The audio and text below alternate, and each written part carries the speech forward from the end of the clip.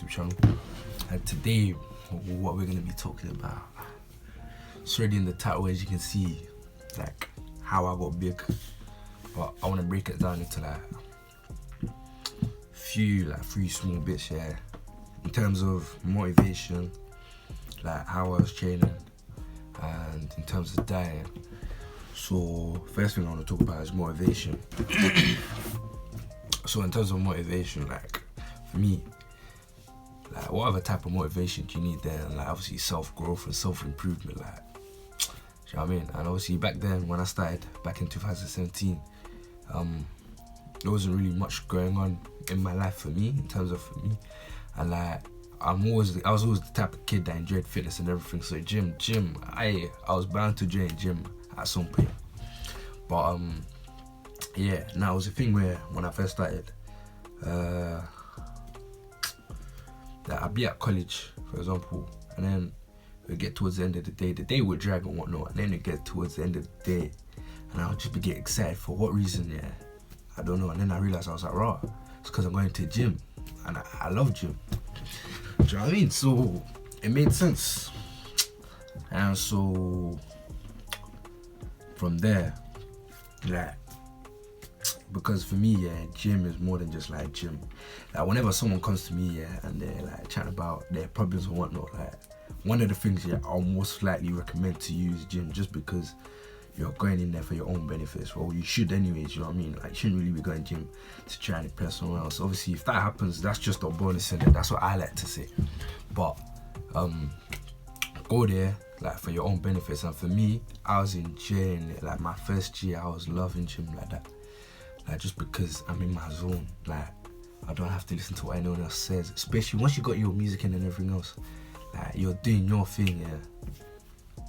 It's blessed. It's actually blessed.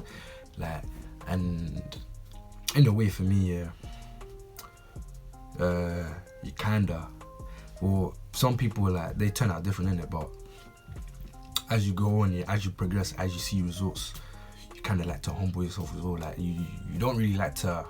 You like to show people your progress, yeah, but you don't like to talk too much in it, because obviously it's not good, like, do you know what I mean? But you will love it, like, you'll love it, like, you get rid of, like, all your problems, like, you get lost in your own place when you're at the gym, for me anyways. But, yeah, that's sort of, like, the first thing. But in terms of training, so, my split at the beginning was 4 to 5 days a week, training one body part a week. And what I done there was like 8 exercises for like one body part, and then the sets, there was like quite a lot of sets, like somewhere between 3 to 5 sets. That's what I was doing, and a lot of reps as well. That's what me and my guy was doing once we sort of first started. And I'm not gonna lie, yeah, I think that year was like a foundation for me. Like, that basically just doing that alone, because you was overworking the muscle, and obviously you sort of gave it like a week to rest, and then the next week you'd hit it. You'd probably be able to hit more, like hit higher like weights, do more reps, and you was always getting stronger anyways. And like I'm not gonna lie, yeah, like that first week, that first month even, the pain, oh my gosh, it was something else, completely something else. But yeah, so 4 or 5 days a week. So Monday, obviously Monday chest, Tuesday legs, Wednesday back. I'm not gonna lie, yeah, I was slacking with shoulders. So I think so chest, legs, back, shoulders, and then obviously we'd have like an arm day as well. But I'm not gonna lie, I was slacking with shoulders for like the first few months.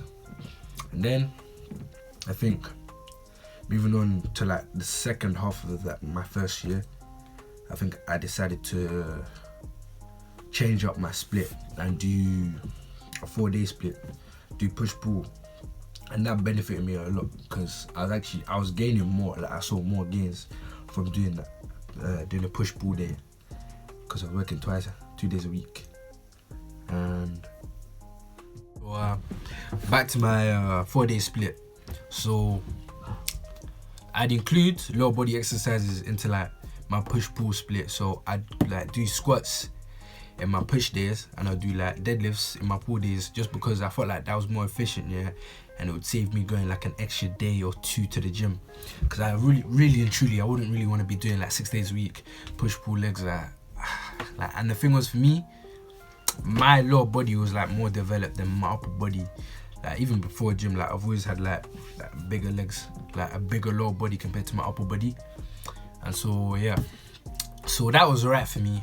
And then moving on to my second year of like going to gym, I got to the point where I was just like, I don't really want to be going like 4 days a week sometimes, like maybe. So I changed up my split, and I started doing a 3-day full body split. But with my full body split, I do like 1 exercise per muscle group, and obviously I'd hit that 3 times a week. And so obviously I do chest, back, legs, shoulders. That's like the main part of it. And then if I felt like it, I'd do like 1 bicep exercise or 1 tricep exercise to hit the arms. And then optional was abs as well for me. So like I'd probably hit like abs like 1 or 2 a week. But I saw a lot more gains from doing 3 days a week full body, just from doing full body. And the way I train with some of my exercises, I do reverse pyramid training. So I start with my heaviest set first, and then I'll go down. Like I would lower the weight by 10%, and then obviously I'd pump out an extra 2-3 reps each set. So by the time I've hit my last set, I'm hitting around 8 to 10 reps, and then that'll be it. And so obviously I did that, and then that's what I'm still doing now. And I feel like that for anyone, yeah, I recommend that for anyone, just because you're able to see changes quicker, and because obviously you're hitting your muscle groups 3 times a week, like all of your muscle groups 3 times a week. It's just more like time efficient, like because it got to the point that less is more. Like I don't even need to be doing like a lot of exercises like for that 1 muscle group just to see a pump. Like I would do that 1 exercise, and then I'd already like have a pump around that area. And so that's what I'd done for my training. I like later on in the future, I might change it up, just because at the moment I'm enjoying doing like bodyweight exercises, so like calisthenics. Yeah, I like that in it. I want to, at some point, I want to do a mixture of both weight training and calisthenics, just because I think that's cool. So yeah. And then moving over to dieting, I never really stick to a diet. I just ate what I thought was right for me. Especially for me, obviously I got a mum, she's always cooking. Like I love her food to bits. Like everyone knows I like to eat. So obviously that helped out. And your training ain't really like, basically your training like won't make much of a difference if your diet is obviously not as good. So getting your diet down first as well, that's just as important as obviously getting in your exercise. I was always eating a lot of carbs. The mistake that people think, yeah, is that when you're going gym, yeah, and you're trying to get in size, yeah, it's just like you have to consume protein like all the time. But like the truth is that you're meant to have carbs as well, because carbs give you energy, and like that will help you grow just as much as that protein. So for me, I was having a lot of carbs alongside my protein. So like I'd have like a lot of rice, like what? Me, I'm East African, so I have like basically some of these Asian foods as well, like chapatis, parathas. I was always eating that kind of stuff. Traditional African foods as well. I was eating a lot of plantain, cassava. I don't know if any of you guys have heard of that. I was eating that as well. What else? A lot of vegan sources of protein. So like your beans, like your kidney beans, your black beans. I think lentils have protein as well. So what was I saying?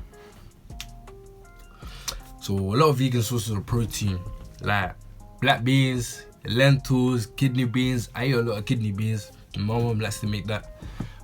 Black beans, that's like sometimes it's occasional, and then I have a lot of lentils too, and I mainly just have that alongside my carbs. Like literally, I basically have like rice, like mainly every day, if not every day, most days I'll have like rice. So good amount of carbs and a good amount of protein. But yeah, I think that's about all I can tell you for now.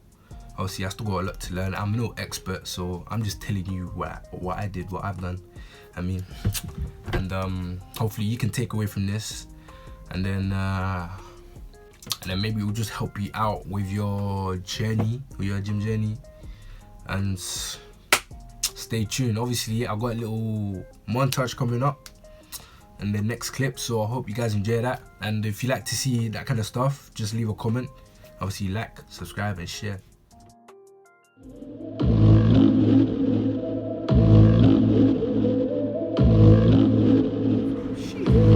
I'm making a tip nice. Hey, yo, Blick, what's in there?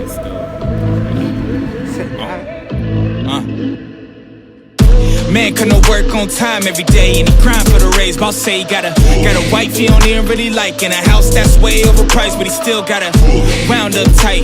Now he started thinking that his life ain't right. He just need a little, cause he on the edge right now, wrong side of the bed right now. Bitch, give me that.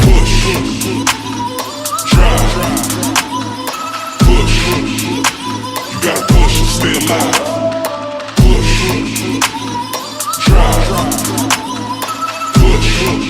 In the game to survive it, someone die.